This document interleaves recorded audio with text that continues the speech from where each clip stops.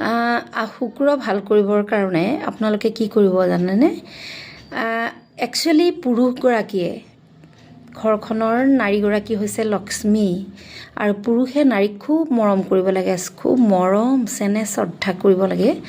আৰু তেতিয়া ঘৰখনলৈ শুক্ৰ কেতিয়া ঘৰখনত ভাল হয়, যেতিয়া পুৰুষজনে নিজৰ সহধৰ্মিনীগৰাকীক প্ৰতিটো শুক্ৰবাৰে যেনেকুৱাই নহওক, প্ৰসাধনীয় বস্তুৱেই হওক বা কাপোৰেই হওক বা পইচাই হওক, যেতিয়া শুকুৰবাৰে তেওঁ নিজৰ সহধৰ্মিনীৰ হাতত দিয়ে, তেতিয়া সেই ঘৰখনত শুক্ৰ খুব ভাল হয় আৰু ধন ধান ঐশ্বৰ্য বিভূতিৰে ভৰি পৰে।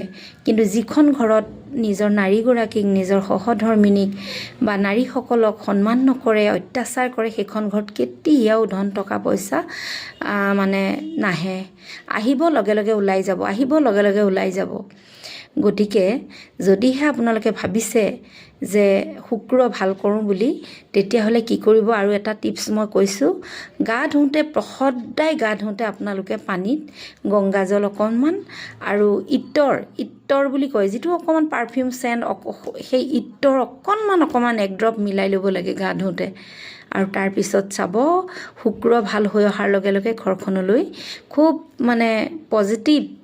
পজিটিভ এটা ধাৰাৰে ঘৰখনত সকলো ছাইডৰ পৰা ধন ধান বুদ্ধি জ্ঞান সকলো বস্তু পজিটিভ, যিবোৰ নাকাৰাত্মক নহয় দেই, সকাৰাত্মক যিবোৰ আচলতে কথা বতৰা, সকলোবোৰে প্ৰভাৱ বিস্তাৰিত হয়। গতিকে কৰি চাবচোন মোৰ এই ৰেমেডিটো, আৰু আপোনালোকে শুক্ৰ ভাল কৰিবলৈ কৰা ৰেমেডিৰ যিসকলে ফলাফল লাভ কৰিব, কমেণ্ট বক্সত কমেণ্ট কৰিব। ধন্যবাদ।